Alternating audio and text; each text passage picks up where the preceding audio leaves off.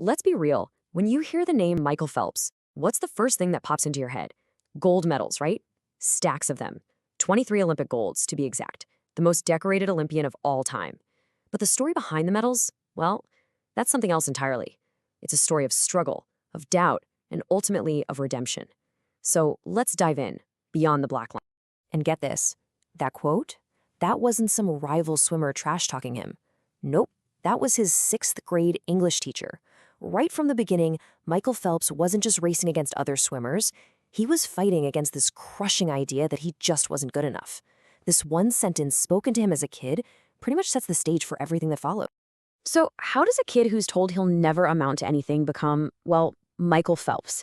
It's a story that starts way before any Olympic dream, with a restless kid just trying to figure out where he fits in. You know, if you looked at him as a kid, you wouldn't necessarily peg him as the future greatest of all time. He was diagnosed with ADHD, always buzzing with energy, couldn't focus. He was raised in a single-parent home by his mom, who he calls a very, very amazing woman. And swimming, that wasn't some grand passion at first. It was just about water safety. And the craziest part, he was terrified of the water, wouldn't even put his face in. He actually had to learn the backstroke first. Now, into his life, there were these 2 huge male figures. His dad, Fred Phelps, was mostly out of the picture, a constant source of disappointment. But then there was Bob Bowman, his swim coach. Now, their relationship was intense. We're talking screaming matches, major arguments, but as Phelps says, we were the best team together. Bowman really stepped up and became the father figure that Michael was missing, someone who saw his potential and actually believed in him. And this, right here, was the moment everything changed. He's just 11 years old, and Bowman sits him down and basically charts out his future, telling him he could be an Olympian in 4 years. But he had to choose. It was time to give up baseball, lacrosse, everything else, and just focus on the pool. Phelps trusted him, and in that moment, swimming went from a hobby to his entire world. And that one decision, it lit the fuse. He goes from being a really good young swimmer to an athlete staring down the impossible, which brings us right into part 2, chasing immortality. And this part of the story is all about one single, absolutely audacious goal, winning 8 gold medals in Beijing. Okay, so picture this. It's before the 2008 Beijing Games, and a legend, a swimming legend, Ian Thorpe, goes public and says this. He says it's impossible. Now, for most people, that would be deflating. For Phelps, that was like throwing gasoline on a fire. He literally cut the quote out and taped it to the inside of his locker. It was the first thing he saw every single day. The goal was just insane. He was going to swim 8, yes, 8 grueling events against the absolute best on the planet. And the target wasn't just to compete.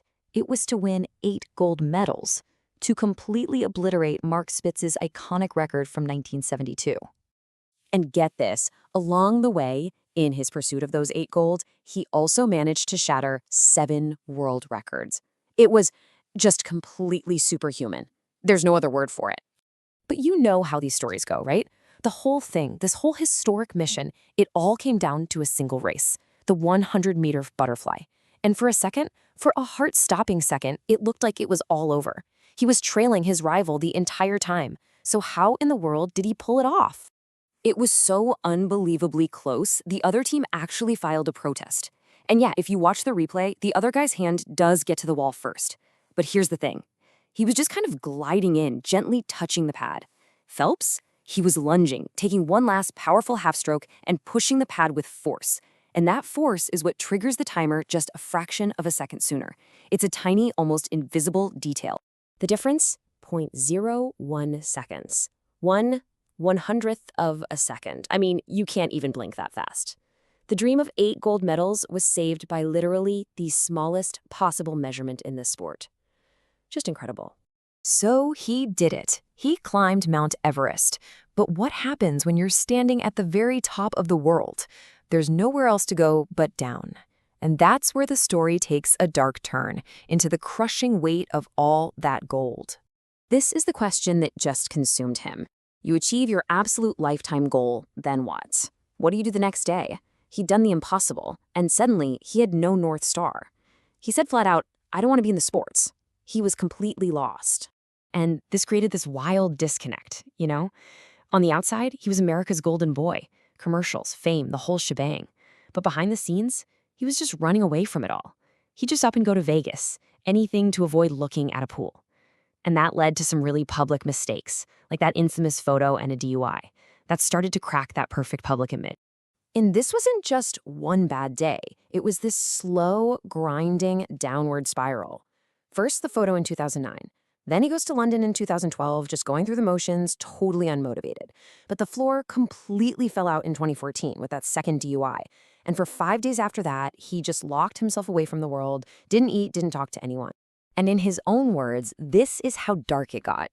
It's a gut punch, hearing that from someone the entire world saw as a superhero. He had hit a point of such deep, deep despair that he was thinking about ending his own life.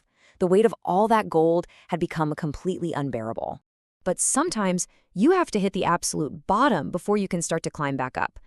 In this last part of his story, it isn't really about swimming. It's about him finding his way back to himself. This recovery didn't just happen.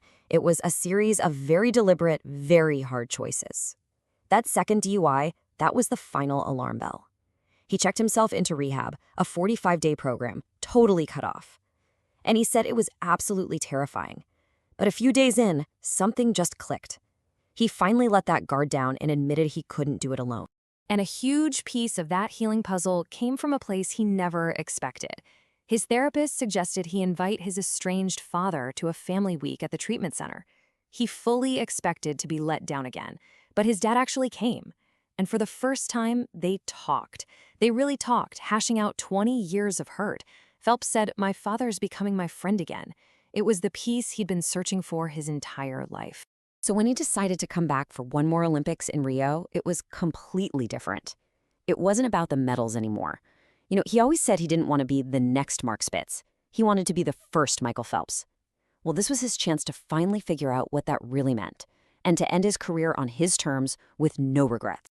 And it really makes you wonder, right? For a hero like that, what does a true happily ever after even look like? How do you write your own ending when the world has already written a story for you? Is it just about one more victory, or is it something deeper? And I think this is his answer. For Michael Phelps, the real win wasn't another gold. It was taking back the pen. It was him deciding to finish his own story on his own terms. It was choosing to get back in that water, not because the world expected him to, but because he wanted to. And that's a legacy that goes way beyond the black line at the bottom of a pool.